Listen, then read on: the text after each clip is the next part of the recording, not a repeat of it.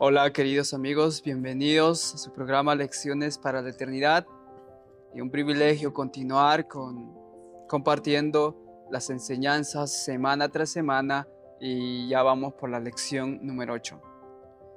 Quiero también presentarles a nuestro querido amigo Joel, que continúa compartiendo las enseñanzas que tenemos para esta semana, especialmente del libro de los Salmos. Joel, bienvenido.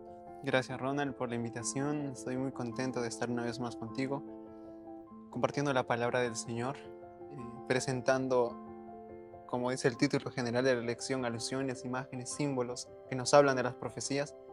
Y gracias al Señor ya estamos en la lección número 8. Son varias que hemos grabado en este nuevo trimestre que estamos llevando a cabo. Y con la ayuda del Señor podamos también avanzar y terminar las enseñanzas maravillosas que estamos viendo. Así es.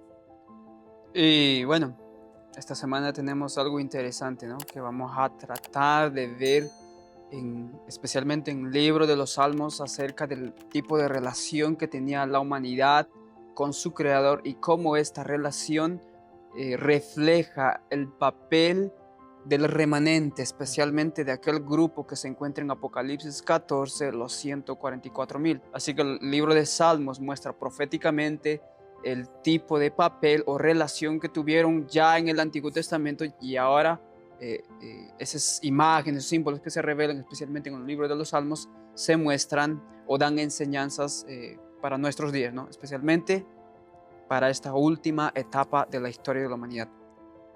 Así que queremos desarrollar este asunto, enfocar, explorar, ¿sí? Y vamos a comenzar con unas palabras de oración. Oremos. Nuestro Padre, nuestro Dios que estás en los cielos, te damos gracias, Señor, por permitirnos continuar compartiendo las lecciones de escuela sabática, que hasta aquí han sido una bendición para nuestras vidas y sin duda también ha sido una bendición para todas aquellas personas que están interesados en el conocimiento de tu santa palabra. Que las lecciones aprendidas puedan, Señor, darnos resultados fructíferos, que nuestra vida pueda reflejarse cada vez más a tu imagen y semejanza. Y que en esta hora, Señor, al compartir, que tu Espíritu Santo nos ilumine nuestro entendimiento y que las palabras que compartamos sean palabras que son vida, palabras que nos den aliento y fuerza. Que tu Espíritu Santo, Señor, nos guíe nuestro pensamiento y nuestros labios. Esa es nuestra oración. Oramos en el precioso nombre de Cristo Jesús. Amén. Amén. Como ya mencionamos, esta semana nos enfocamos especialmente en la primera parte, porque tiene la segunda parte que va a continuar hablando acerca de los salmos, ¿no? De hecho, no es el salmo, porque yo creo que colocaron muy bien el título en los salmos, realmente son los salmos porque contienen muchos salmos escritos que para la época eran considerados como el himno de Dios, ¿no? Así que en ese salmo se muestran ciertas imágenes o cierto tipo de relación que Dios tenía con su pueblo. Y especialmente eso va a ser en relación con el Apocalipsis 14. Quiero que Joel nos acompañe a leer el libro Apocalipsis 14, verso 1.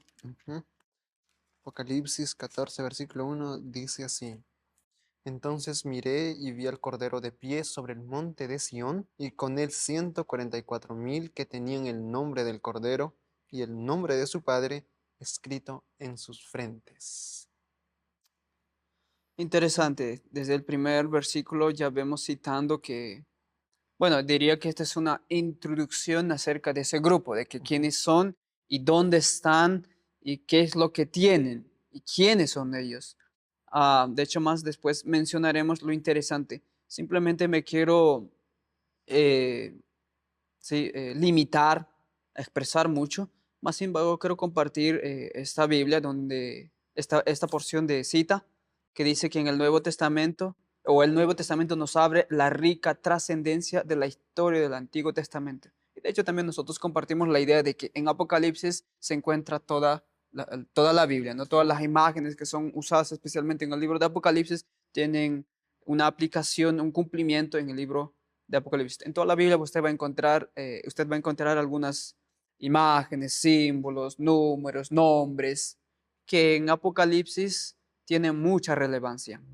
Así que dice que el Nuevo Testamento nos abre la rica trascendencia de la historia del Antiguo Testamento. Alabado sea el Señor, oh alma mía.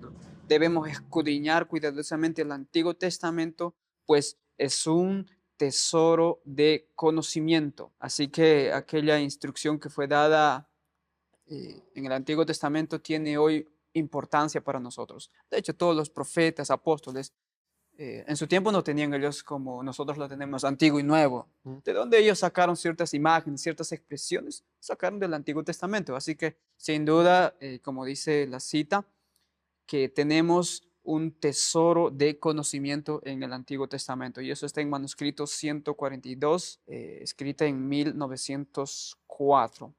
Pasando al día siguiente, que es el día domingo, tenemos la expresión nuestro sumo sacerdote, citada del libro de Hebreos capítulo 9, verso 11 al 5. La pregunta es acerca de este libro, de que, ¿qué nos enseña esto acerca de lo que hace por nosotros? O sea, refiriéndose a Cristo como teniendo el papel de sumo sacerdote. ¿Cuál es el oficio o papel que hace Jesús como sumo sacerdote en favor de la humanidad? Creo que sería eso la pregunta, ¿eh?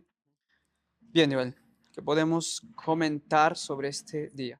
Algo que la lección va a hacer a través de la semana es desglosar lo que el versículo principal nos viene diciendo.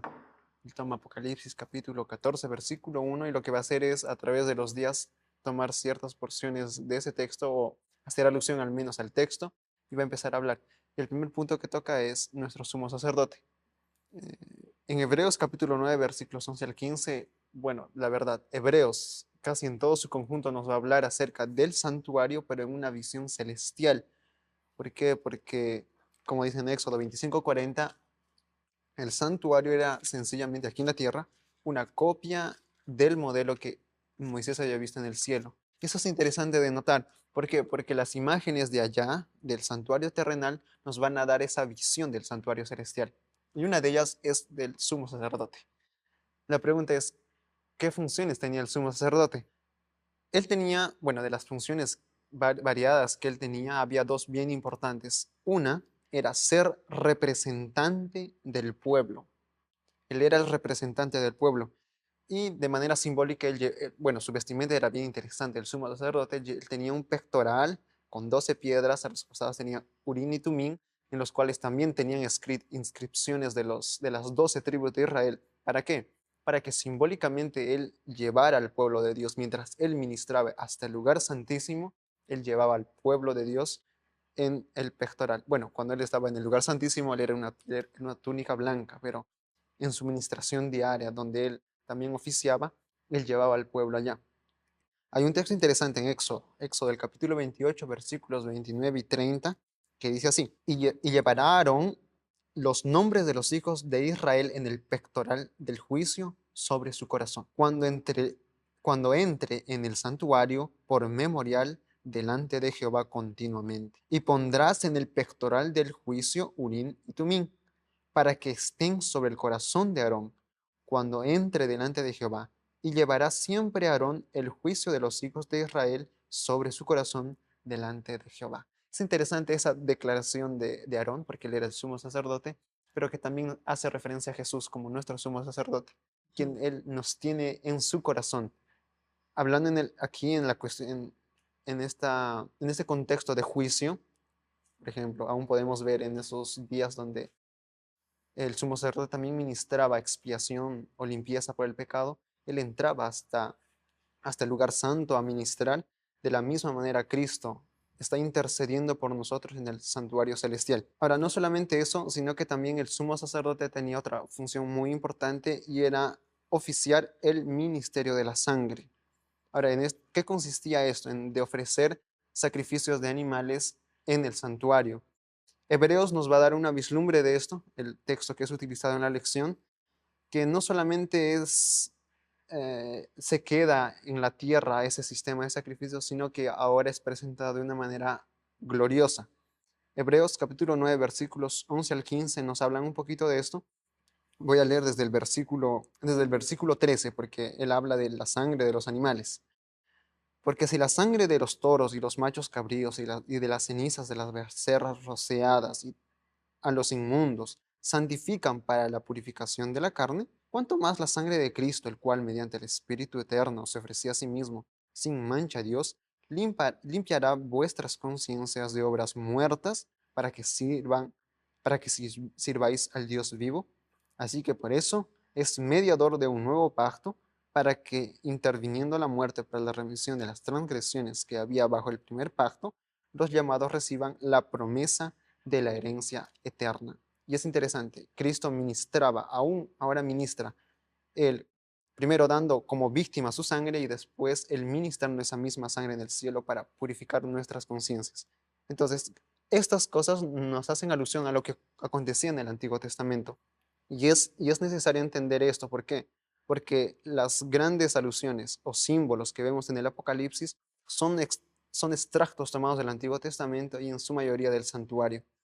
Y es por eso entender el asunto de los rituales, del servicio del santuario para entender las profecías. La lección nos habla un poquito de eso, de que, bueno, la verdad, la estructura del libro de Apocalipsis está basado en el santuario. Hay el patio, teniendo el altar del holocausto, muy representativamente en el libro de Apocalipsis. Después, en el capítulo 4, vemos una imagen del lugar santo donde se abren las puertas, donde vemos el candelabro, porque en el capítulo 1 es mostrado un candelero que son, bueno, en portugués son castiçais, que son como unas varas que tienen una lámpara, pero en el capítulo 4 de Apocalipsis nos muestra un candelabro con 7 lámparas. Y en el idioma griego se ve la diferencia de esas dos alusiones. Y después en el capítulo 11, versículo 19, vemos el arca del pacto, una alusión al lugar santísimo. Entonces está estructurado de esa manera. Y la lección es bien puntual al decir que entender el santuario es entender las profecías del Apocalipsis también. Así es.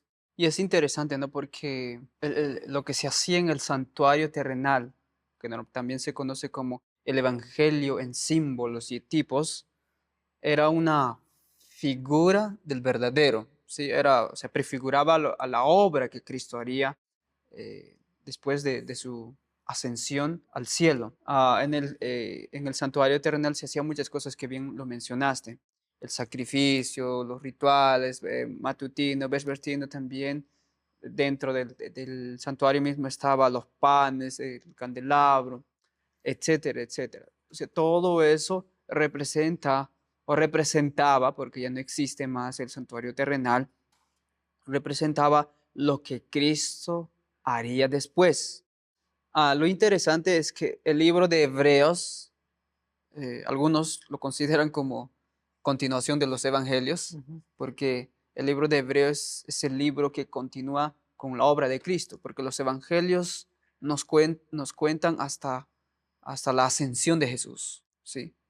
Jesús viene, tiene su obra ministerial aquí en la tierra, muere y después va al cielo. Pero no tenemos después qué es lo que Jesús hace. Sin embargo, el libro de Hebreos nos muestra a Jesús como sumo sacerdote de los bienes venideros.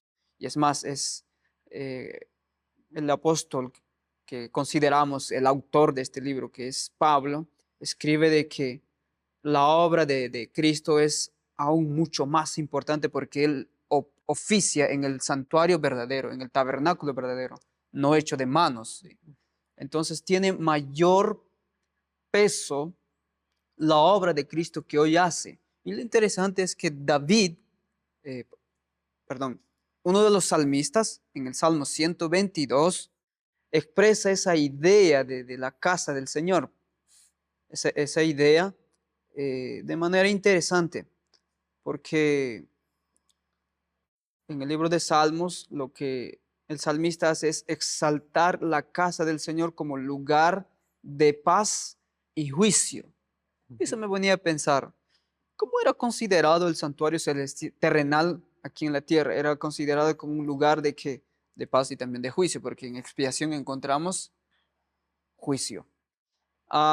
Y eso enseña de que haciendo una relación, ¿sí? Con el libro de Apocalipsis que lo mencionaste, de que la obra de ese pueblo que al final va a aparecer, la obra de Cristo aún continúa en el santuario. Es decir, antes que ese pueblo esté en pie, para que ese grupo aparezca, la obra de Cristo es esencial entenderlo.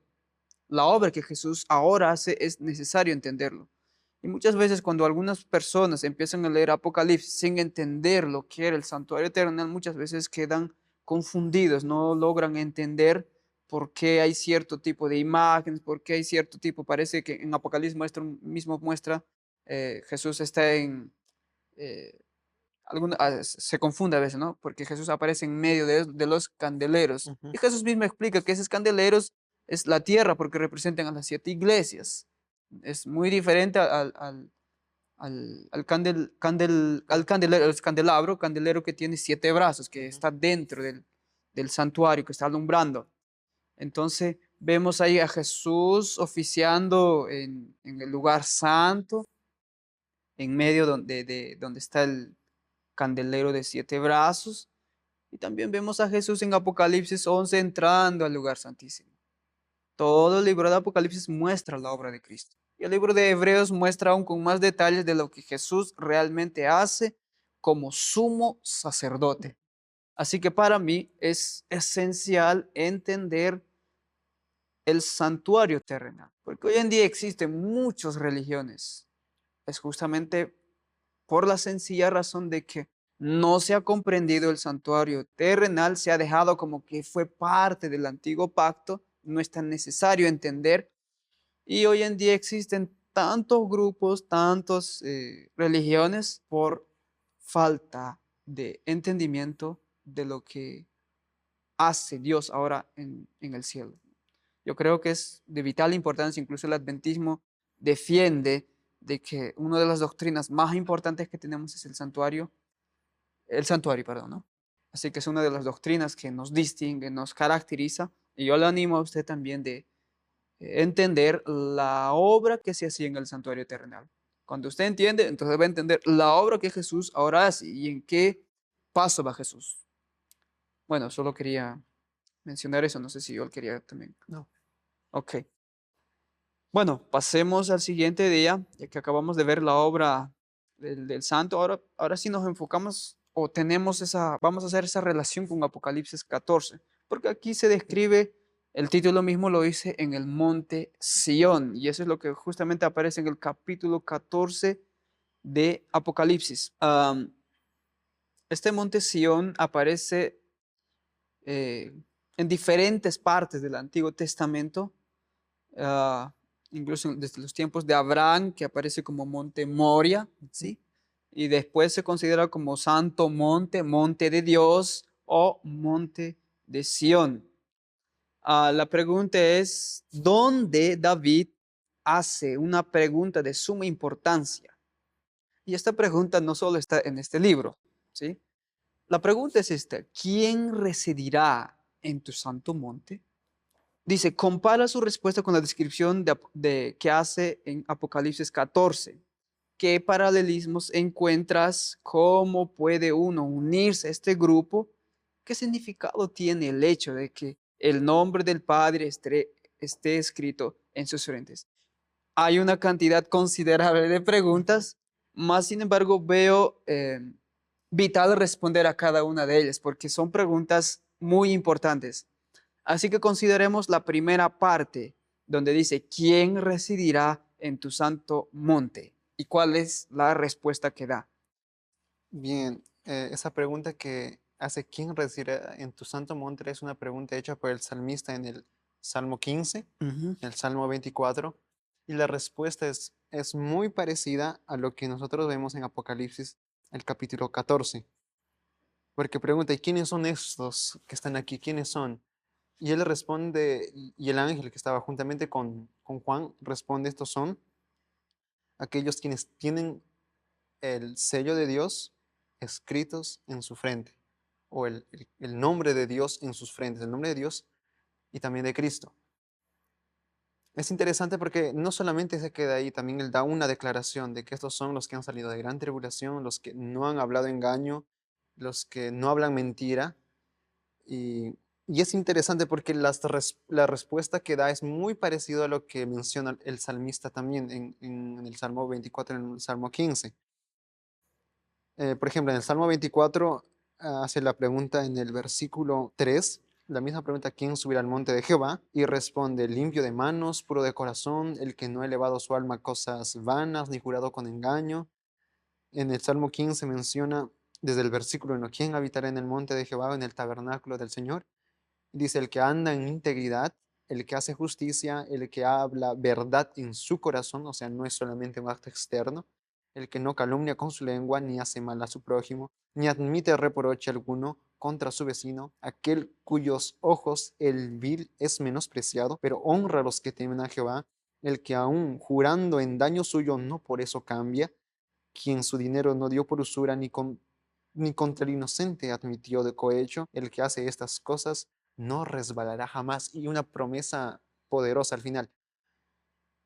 Aquí la cuestión es que son alturas muy elevadas para nosotros, que nosotros como seres humanos los vemos y decimos: wow, es algo hasta demasiado grande para nosotros. Y en Apocalipsis 14 nos da esa misma impresión. Son aquellos que no hablan mentira, son aquellos que tienen ropas blancas, que es representación de la justicia de Cristo, y que tienen el carácter. Ahora, ¿qué quiere decir tener el nombre de Dios en nuestras frentes? El nombre de Dios, bien sabemos que representa el carácter, y el carácter de Dios, del Padre y de Cristo, está representado en su ley. El corazón es representación también de la mente, que es la frente, en donde es colocado el sello de Dios. Entonces podemos entender que es tener la ley en el corazón. Ahora, Amén. ¿Mm? y es más, la siguiente pregunta, que decía: ¿cómo puedo unirme a ellos? ¿Cómo yo puedo estar junto con ellos? ¿Saben? La lección nos da una respuesta interesante, que es gracias al Cordero que se nos permite estar allá. Y es verdad, es gracias al Cordero quien hace posible que estemos en pie delante del monte de Sión. ¿Por qué? Porque Él nos ayuda a cumplir las condiciones necesarias escritas en Apocalipsis 14, Salmo 24 y el Salmo 15. Él nos ayuda a cumplir esas condiciones. ¿Por qué? Porque hay una promesa. Jeremías capítulo 31 y Hebreos capítulo 8 lo reitera como la promesa del nuevo pacto. Esa promesa es tan grande que Dios dice así: yo voy a colocar mi ley en vuestros corazones. Esa es la promesa. Si necesitamos condiciones, el Cordero viene y nos da la capacidad, nos da la promesa para cumplir las condiciones. Son elevadas las condiciones, pero así de elevado también es el poder de Dios. En Hebreos el capítulo 13, versículos 20 y 21 nos dicen que por la sangre del pacto eterno somos nosotros habilitados y capacitados para hacer la voluntad de Dios. Esa voluntad que es necesaria, esa obediencia que es requerida para que nosotros estemos en el santo monte del Señor. Y son promesas grandes, son preciosas promesas. Amén.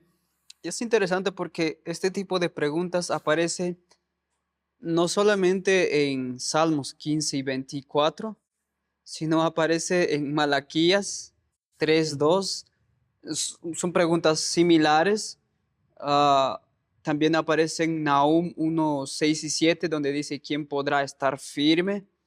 Ah, también aparece en otras partes de la Biblia, como por aquí tengo en Isaías 33:14 y 16, donde dice: ¿quién podrá habitar con Dios, que es fuego consumidor?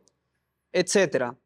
Lo interesante es que también en Apocalipsis 6:17 aparece y dice, quiero leer esto, sí, dice, versículo 17: porque el gran día de su ira ha llegado.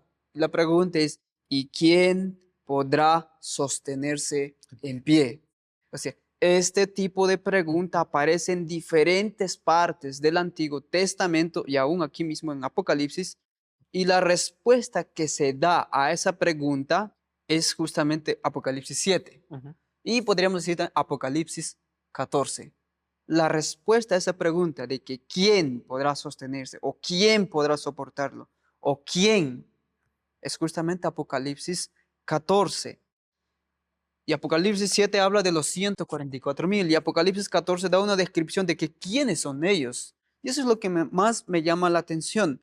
Porque este grupo, que son los 144,000, dice, tienen el nombre de él y el de su padre escrito en la frente. Me llama mucho la atención qué significa el nombre de él y el de su padre escrito en la frente. No sé si hay algunos días que la lección ya mencionó, si no me estoy equivocando, pero creo que no.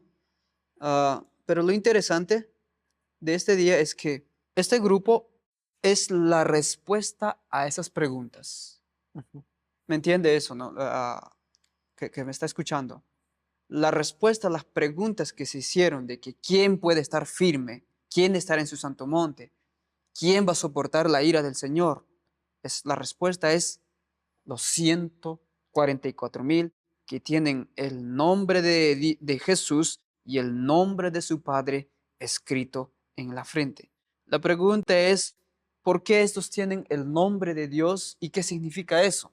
Eso tiene un significado importante en la profecía. Tener el nombre de Dios aquí en la frente y escrito el nombre de su Padre tiene algo que ver.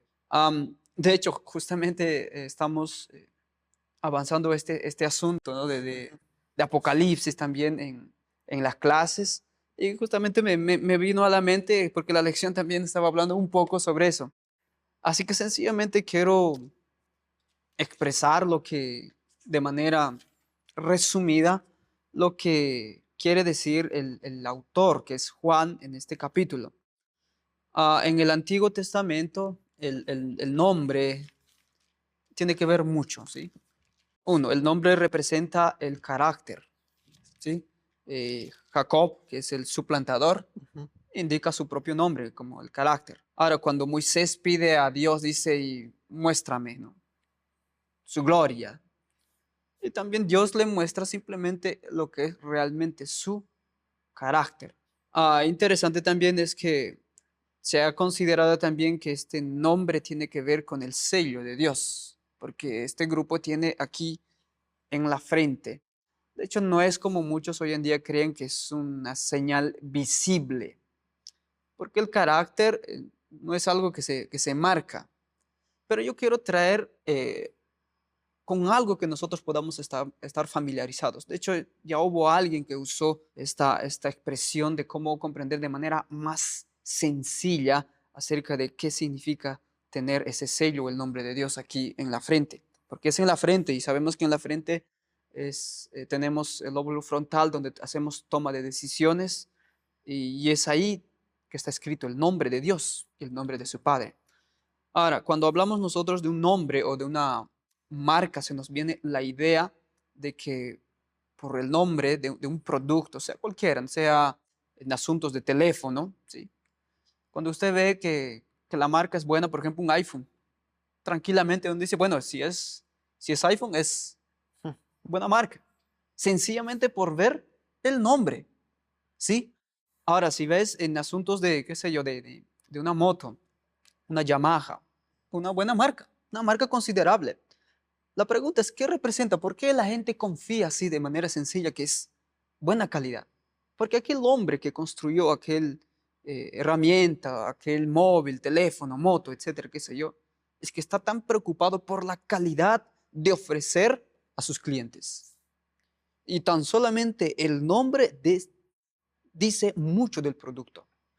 Ahora, es muy parecido el sello de Dios, porque el nombre dice mucho de nosotros.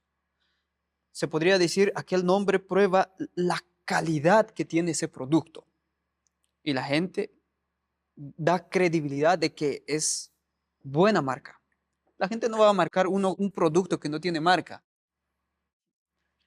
Ni yo mismo compraría un producto que no tiene porque no tiene garantía.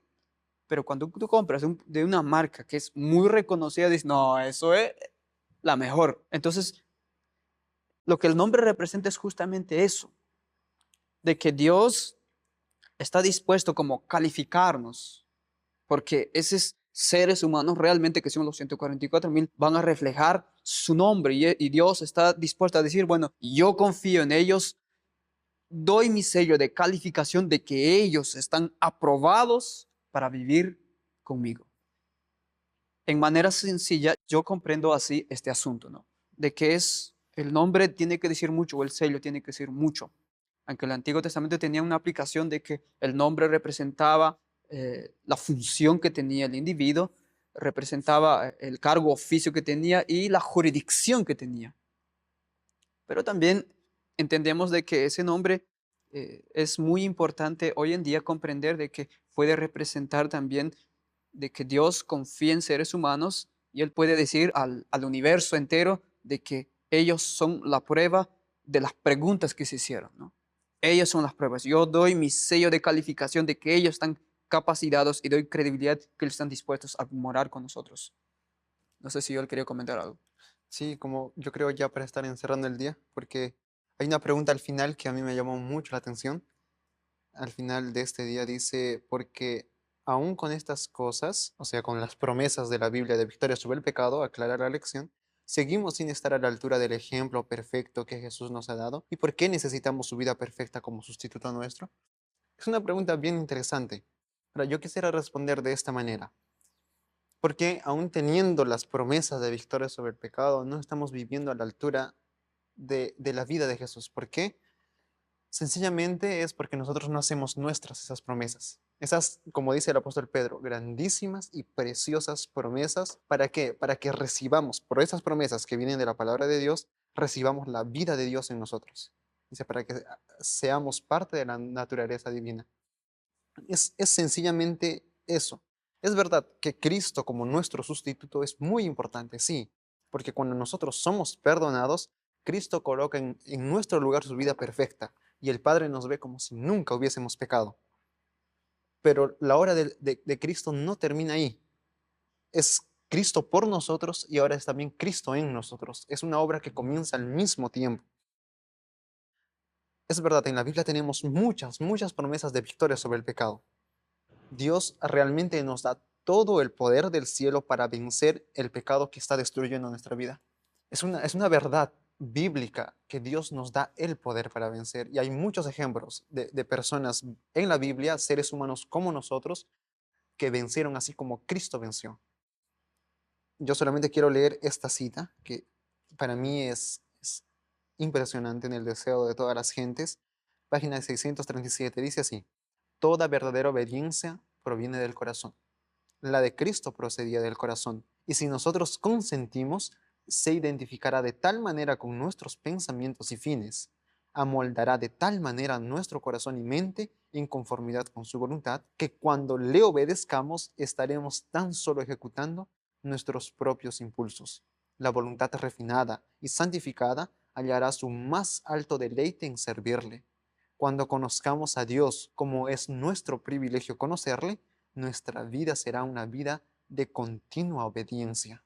Si apreciamos el carácter de Cristo y tenemos comunión con Dios, el pecado llegará a sernos odioso. Esa es la promesa. Amén. Me pareció muy interesante esa pregunta que se hizo, ¿no? Ujú. Ahora Sí, que lo mencionas, porque, bueno, la realidad que vivimos parece ser así, sí. parece ser así. Y la pregunta es, ¿por qué es así? ¿Por qué dice, aún con esas promesas, seguimos sin estar a la altura del ejemplo perfecto que Jesús nos ha dado y por qué necesitamos su vida perfecta como un sustituto? Yo diría que aquí hay bueno, yo respeto de hecho el autor del libro, pero yo quiero enfocarme en eso. No quiero que piensen que estoy intentando irme a un extremo, intentando criticar algo. En la Biblia, de hecho, encontramos promesas poderosas, mas toda la historia bíblica nos muestra sencillamente fracasos de hombres. Pero también la Biblia nos muestra de un pequeño grupo de hombres, que inclusive algunos ya están en el cielo, como Enoc, Elías, que obtuvieron victoria sobre el pecado.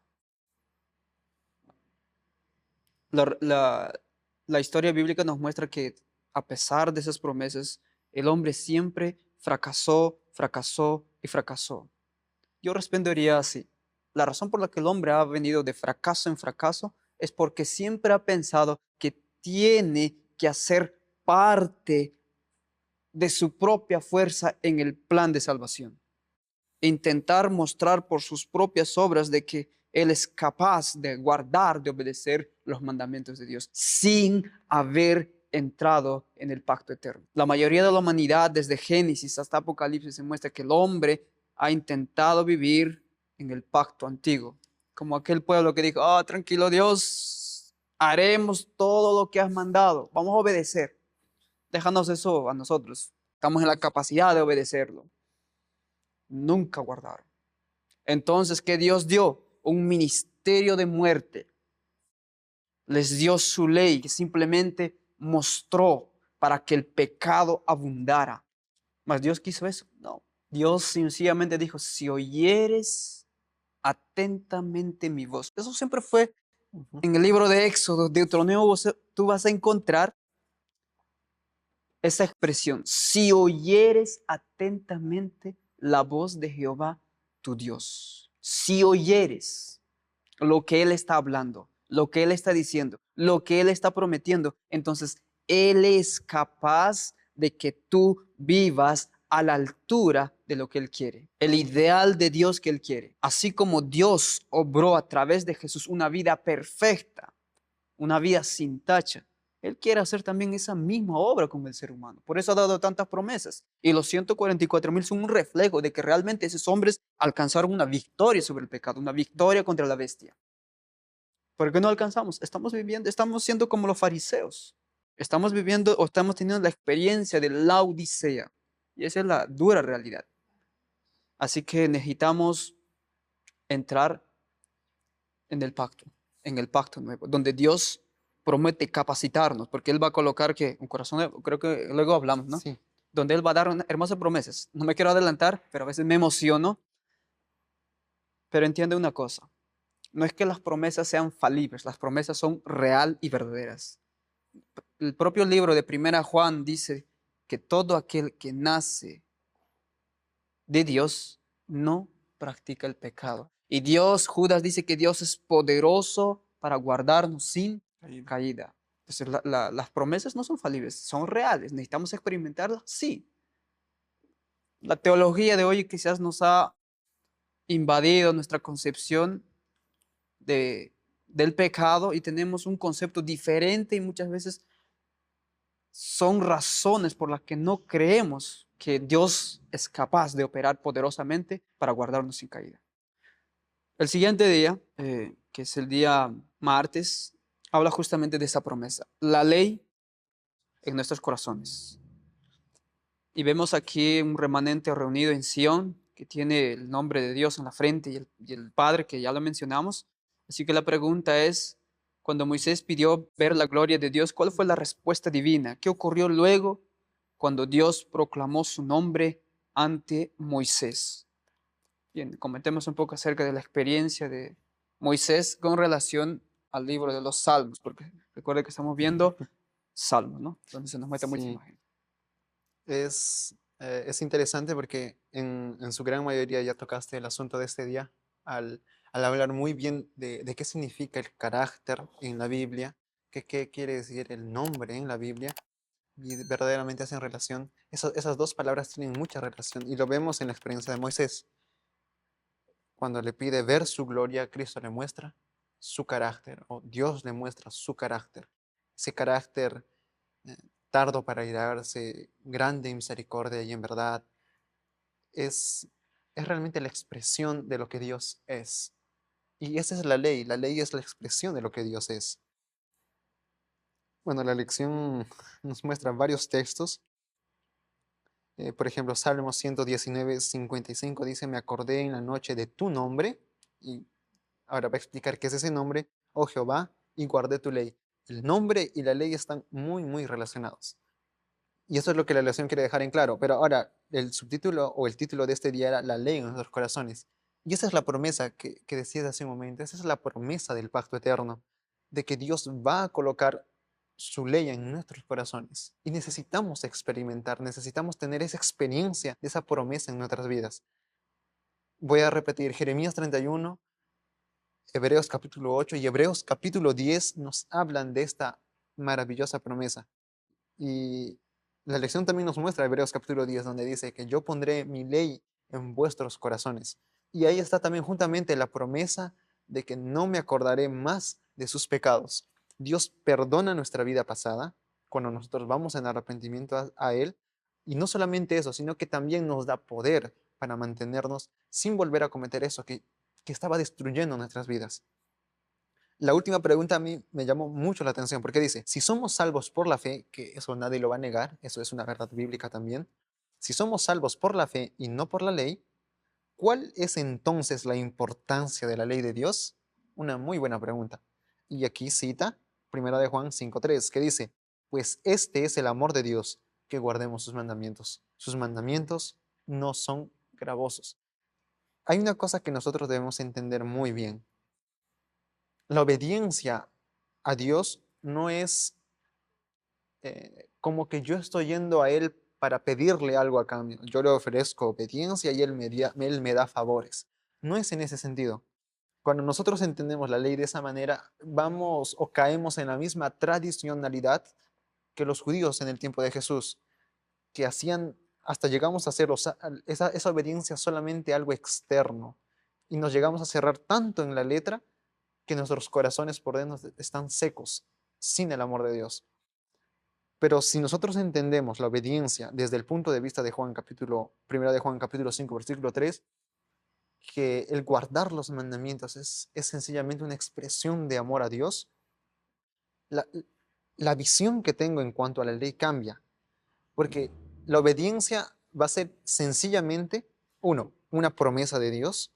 La obediencia es algo que Dios me promete, no es algo que Dios me pide independientemente de su obra en mí. La obediencia es una promesa. Y dos, la obediencia también es una respuesta de mi corazón, una respuesta que yo le doy a Dios porque Él me amó primero. Hay un texto que dice, si me amáis, dice Jesús, Guardad mis mandamientos. guardad mis mandamientos. Eso es, como Él me amó. Ahora, ¿cuál es mi respuesta? Yo también lo amo. ¿Y cómo demuestro eso? Guardando sus mandamientos.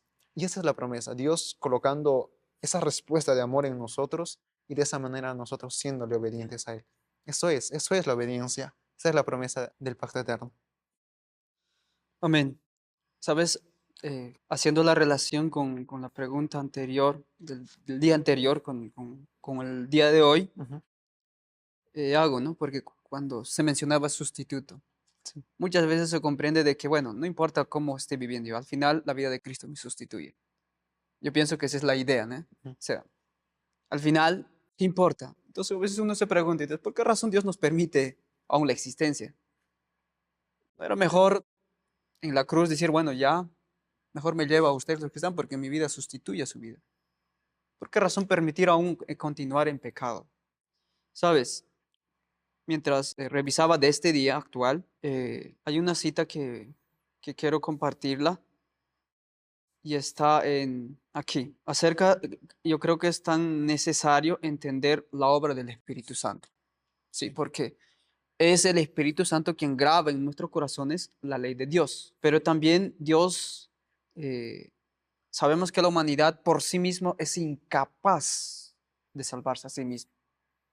Mas Dios en su misericordia abrió un vía de escape, que sería la vida de Cristo. Ahora, la vida de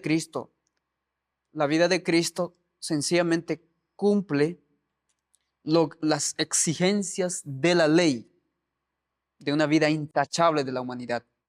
Cumple. Mas, sin embargo, sabemos que Cristo no la suplanta su vida de Él en vez de nosotros, sino Él nos perdona nuestras vidas, porque Él cumple las exigencias de la ley y Él nos perdona. Y es más, Él nos da su justicia, Él nos da poder para que nosotros cooperemos con la divinidad, participando de la naturaleza divina y salgamos victoriosos de este mundo. Y eso es lo que la cita menciona así. Quiero leerlas. Está se me perdió la cita. No sé qué aconteció. Estaba leyendo ahí acerca del Espíritu Santo, que el Espíritu Santo fue dado justamente para resistir el pecado fue dado como la tercera persona de la divinidad y para que en el hombre operase poderosamente y grabase su ley en nuestro corazón, que Joel mencionaba, y de hecho le mencioné también de que eso era promesa del pacto eterno. El hombre no, por sí mismo no puede, es Dios quien promete, y la manera de que Él promete de ayudar a la humanidad es justamente dando al Espíritu Santo, y el Espíritu Santo opera, y de eso habla el libro de Juan, ¿no? Que les daré otro consolador, Él los convencerá del pecado, o sea, tenemos un ayudante, el hombre no es por sí mismo, mas sin embargo recibe ayuda divina para que sea participante de la naturaleza divina y la humanidad va a vencer el pecado. Mira lo que dice Obreros Evangélicos. Sí, esa es la cita que quería leerlas. Dice, Cristo prometió que el Espíritu Santo habitaría en aquellos que luchasen para obtener la victoria sobre el pecado. Escucha bien esto, dice, Cristo prometió que el Espíritu Santo habitaría en aquellos que luchasen para obtener la victoria sobre el pecado, para demostrar el poder de la fuerza divina, dotando al agente humano de fuerza sobrenatural e instruyendo al ignorante en los misterios del reino de Dios. Para mí, esta citación es muy clara. Dice, Cristo prometió el Espíritu Santo que habitaría que aquellos que luchan para obtener victoria sobre el pecado. No está diciendo que nos vamos a ser sustituidos. El hombre va a obtener victoria sobre el pecado, pero no por su propia fuerza, no por su capacidad, por su poder. Dios prometió dar que su Espíritu Santo y el Espíritu Santo como agente regenerador, como aquel que convence de pecado, Él ayudaría a obtener esa victoria sobre el pecado. Y los 144,000 realmente van a alcanzar esa estatura. ¿Cómo? No por sus propias obras, sino por el poder de Dios. Y eso es lo que promete Jeremías 31 y 32. Dice, y os daré un corazón nuevo, os daré un espíritu nuevo para que anden en mis estatutos, para que anden en mis leyes. Es una promesa de Dios. Cuando Dios promete darnos, realmente el hombre lo va a hacer. Así que yo veo esa promesa de que, como Joel dijo, ¿no? Grandísimas y preciosas promesas nos han sido dadas para que por ellas alcancemos, ¿no? Lo que el Señor quiere con nosotros. Bien, espero que usted en su casa pueda ampliar este asunto porque es de vital importancia de que comprendamos de que cómo Dios hoy quiere operar en cada corazón de nosotros. Quiere que siempre obtengamos victoria sobre el pecado. ¿Se imagina, no? Incluso póngase a pensar. ¿Te imaginas un alcohólico hasta la segunda venida de Cristo, por más que cree en Jesús? No abandona. Y Dios lo va a sustituir su vida alcohólica. Bueno, tranquilo, puedes continuar. Mi vida está sobre ti. No tiene sentido. A veces predicamos un evangelio que no tiene sentido. Decimos que el pecado no se puede obtener victoria. Mas, sin embargo, ¿cómo instruimos a los que están en el alcoholismo, en la drogadicción, o en el adulterio, en la fornicación? ¿Hay victoria o no existe victoria? Decimos que tiene que abandonar. Es lo mismo con el orgullo, con el egoísmo, con los celos, con la ambición. Es lo mismo. Dios capacita para dejar el alcoholismo. Dios capacita, da poder para dejar la droga. Yo creo que la Biblia es clara en ese asunto. Así que si quiere conocer un poco más de ese asunto, tiene su Biblia. Aproveche. Conozca qué dice la Biblia. Yo siempre animo cada vez que digo, aproveche mientras existe el tiempo de gracia, de escudriñar profundamente las Sagradas Escrituras. El día jueves nos habla acerca del libro de Salmos 5. De hecho, también tiene mucho comparación con el lenguaje de Apocalipsis 4, ¿no? Así que, ¿qué similitudes se encuentra aquí y cómo influye esto en nuestra comprensión? Bueno, compartamos un poco acerca de o de este paralelismo que existe, o comparación. El Salmo 5 es un salmo bien, bien interesante. Y la lección nos manda a comparar con Apocalipsis 14, esa escena de los 144,000, de un pueblo particular, de un pueblo que saliendo de la gran aflicción está en el monte de Sión, juntamente con el Cordero. El Salmo 5 nos da ciertas características textuales similares a Apocalipsis 14. Podemos encontrar en el Salmo 5, por ejemplo, primero un clamor, como un ruego al Señor, intentando entrar en esta comunión con el Señor por medio de la oración. Y vemos que el salmista menciona: Señor, tú no te complaces con los que hacen mal. Señor, tú no habitas juntamente con aquellos quienes hacen iniquidad, porque realmente ese es el carácter de Dios. Si alguien en esa condición se encuentra en la presencia de Dios, es exterminado, sencillamente es exterminado por la gloria de Dios. Entonces ahí está la pregunta de quién podrá mantenerse en pie. Esa es la pregunta. Pero es interesante porque en el Salmo 5, no vamos a leer mucho Apocalipsis 14 porque ya lo hemos estado mencionando muchas veces, ya tenemos de alguna manera algunas ideas claras. Si vemos en el Salmo 5, en el versículo 7 dice: más yo, o sea, hablando de Jehová ya como ese Dios que no entra en armonía con el mal, dice: más yo, por la abundancia de tu misericordia, entraré a tu casa, en tu casa, adoraré hacia tu santo templo en tu temor. Y eso es muy importante porque es por la misericordia de Jehová, es por la gracia que el Señor nos da, que somos nosotros capacitados para estar en el monte santo. ¿A qué? A adorar. Es interesante porque en Apocalipsis 14 también hay esa característica de adoración. Ellos son los que adoran allá en el templo.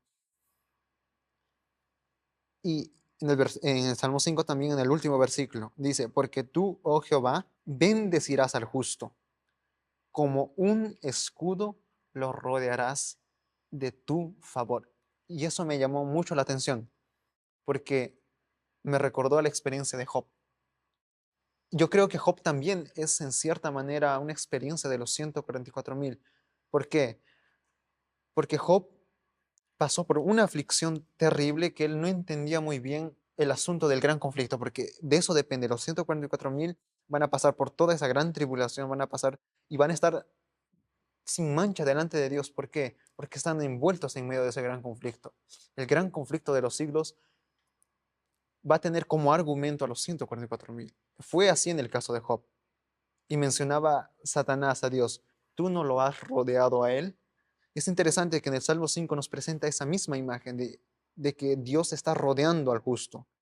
En los Salmos podemos ver esas expresiones de que Jehová está alrededor de quien los teme y los defiende. Vemos en Isaías que Él está alrededor, Él te cubre las espaldas, dice el profeta Isaías.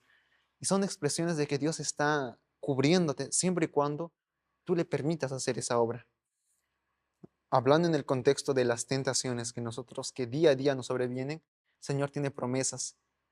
Hay una que me viene a la mente en 1 Corintios capítulo 10, versículo 13: que no nos ha sobrevenido tentación que no sea humana, mas fiel es Dios, que no nos dejará ser tentados más de lo que podemos resistir, y que juntamente con la tentación viene la salida.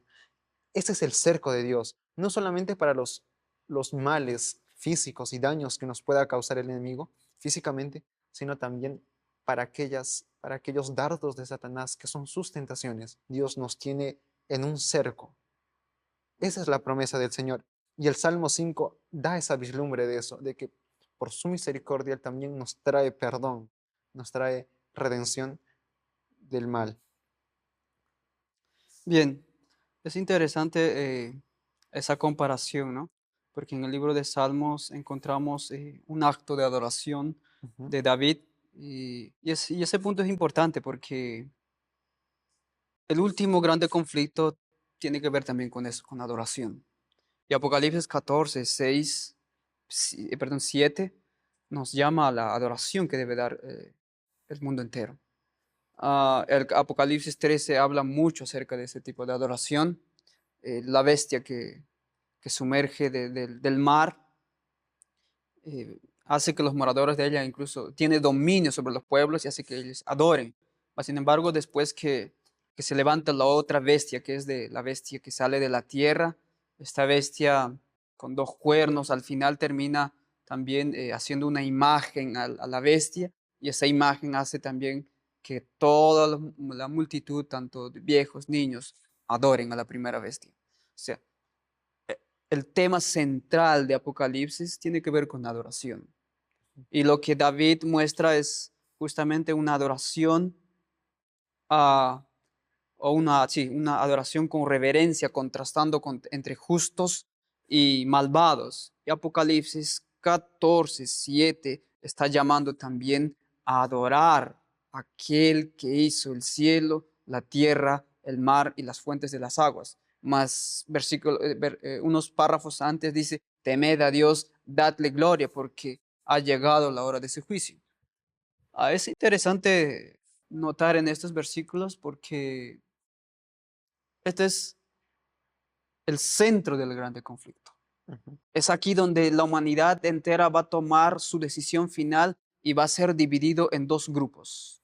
Aquellos que adoran al Creador estarán en el trono de Dios. Así como David, que adoraba en aquel templo, y que los malvados no eran parte del trono de Dios, pero en este conflicto final, aquellos que adoran al Dios verdadero, al Dios que creó los cielos y la tierra, estarán o entrarán por las puertas del cielo y estarán en el trono de Dios.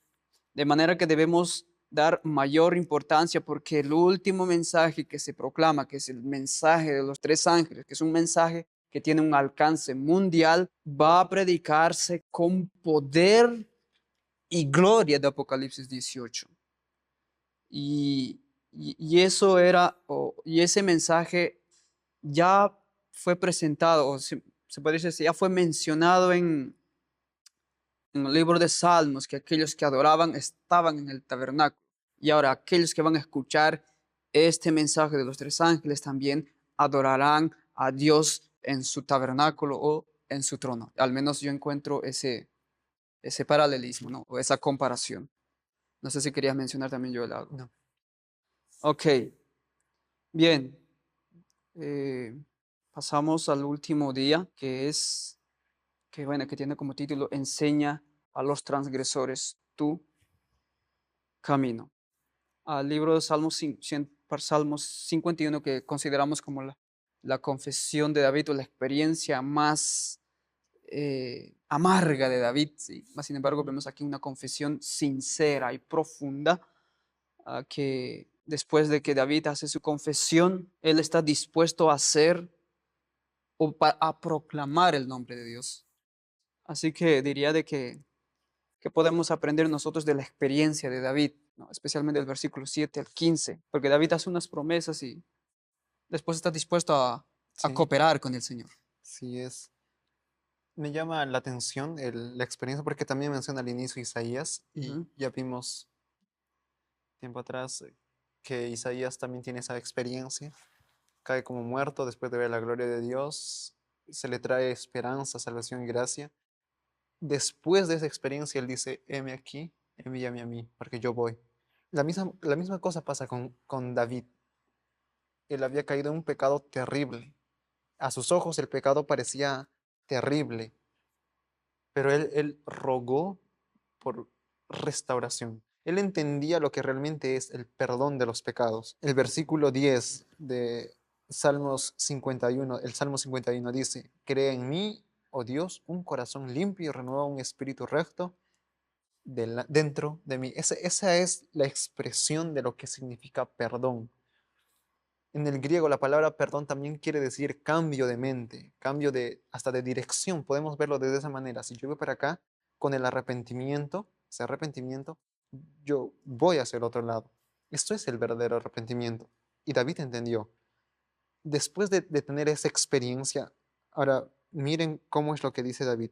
El Salmo 51, versículos 13. Entonces, después de que hayas limpiado, me has dado tu salvación, hayas renovado mi corazón, dice David, entonces enseñaré a los transgresores su camino, el camino, tus caminos, perdón.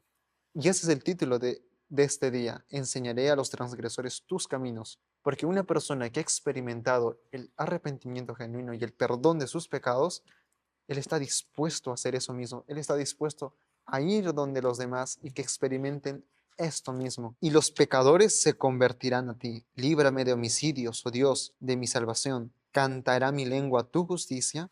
Señor, Abre mis labios y publicará mi boca tu alabanza. Ese es el único resultado de aquel que ha experimentado el perdón de sus pecados. No solamente fue la experiencia de David, fueron muchos hombres. Ahora recuerdo de Pablo. Pablo en 2 Corintios 5:17, él retrata algo. Él dice, cuando nosotros seamos hechos nuevas criaturas en Cristo, cuando seamos transformados, cuando las cosas viejas pasaron, él dice, entonces Dios nos entrega a nosotros la palabra de la reconciliación. Después de que Dios en Cristo está reconciliando a nosotros y yo entiendo eso, yo soy parte de esa reconciliación, ahora yo soy un embajador de Cristo siendo enviado para llevar esa palabra de la reconciliación. Y dice, es como si Cristo mismo estaría hablando por medio de nosotros y nuestro mensaje es reconciliados con Dios. Es, es eso lo que, la única respuesta de aquel que ha sido transformado. El Salmo 51 nos da evidencia de eso. La experiencia de Isaías nos habla de eso. Y esa debe ser nuestra experiencia. Cuando nosotros tenemos ese encuentro con Jesús, cuando nosotros vemos a Cristo en la cruz del Calvario y allí nuestros pecados son perdonados, no podemos quedarnos callados. La lección nos da una cita del camino a Cristo. Tan pronto como acudimos a Cristo, en el corazón nace el deseo de ir a otros y a proclamar ese mismo mensaje. No podemos quedarnos callados, porque cuando el Espíritu de Cristo obra en nosotros, esa transformación, ese mismo Espíritu nos impulsa a llevar a otros.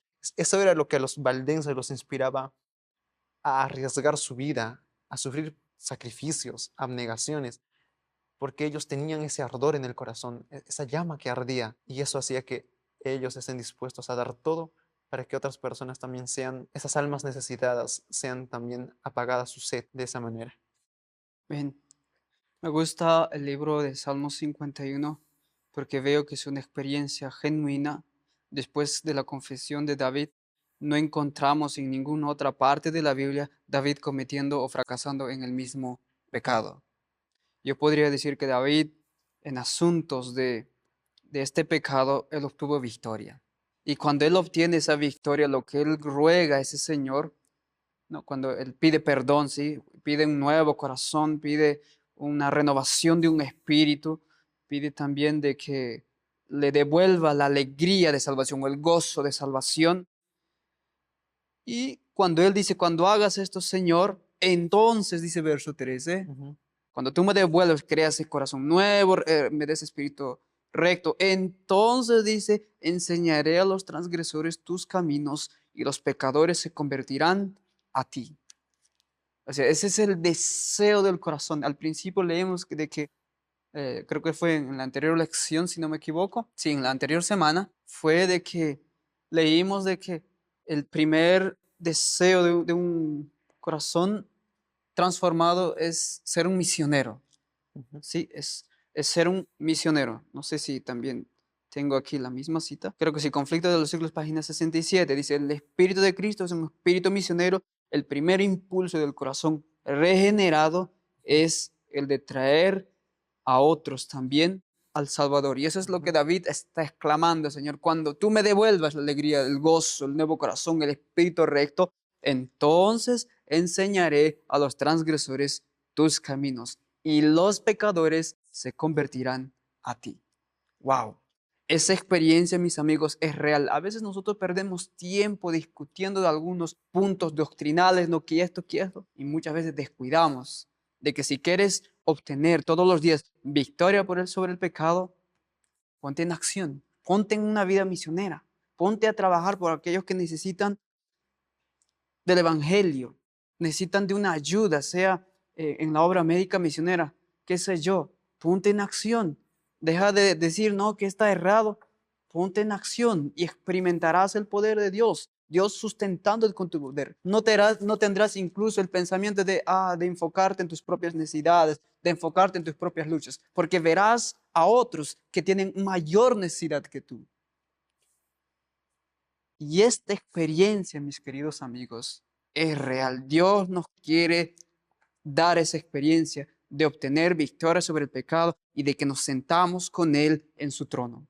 Esa es la voluntad del Señor. Y Él quiere transformar ese corazón de piedra que tenemos y colocarnos un corazón de carne, colocarnos ese espíritu recto, y Él nos ha encomendado también una misión que tiene un alcance mundial, y es el mensaje de los 3 ángeles que va a terminar con un poder abundante. Tenemos una misión interesante y debemos gastar todas nuestras energías en adquirir conocimiento de nuestra misión, de que vamos a alcanzar con nuestra misión. Necesitamos la presencia del Espíritu Santo, necesitamos el ungimiento diario del Espíritu Santo, porque si no, no podremos alcanzar al mundo entero. Esa es la razón del existir. La razón por la que existimos es justamente eso. El adventista fue levantado para acabar la obra del Evangelio aquí en el mundo. Dios está esperando a ti y a mí. ¿Qué estamos haciendo? Ocupémonos en eso, dejemos de distracciones, dejemos por ahí, de quejarnos de que no es posible, de que mi ambición, de que mi lucha, de que la envidia, de que los celos, de que los orgullos. Olvídate de eso, ponte en acción, ponte en la vida misionera. Dios quiere eso, porque el primer impulso del corazón es traer a otros a los pies de Cristo. Y a eso Dios nos está llamando ahora, a entrar en acción. Que el Señor le pueda bendecir en esta semana y que esas promesas que están en las Sagradas Escrituras puedan ser de nosotros, porque yo estoy seguro que esas promesas van a operar poderosamente en nuestra vida, dándonos victoria sobre la envidia, sobre el orgullo, sobre celos, sobre la pereza, etcétera, etcétera. Intemperancia, bueno, podríamos citar muchas, pero Dios está dispuesto a darnos poder para salir victoriosos de este mundo. Dios le guarde. IAG, juntos avanzaremos.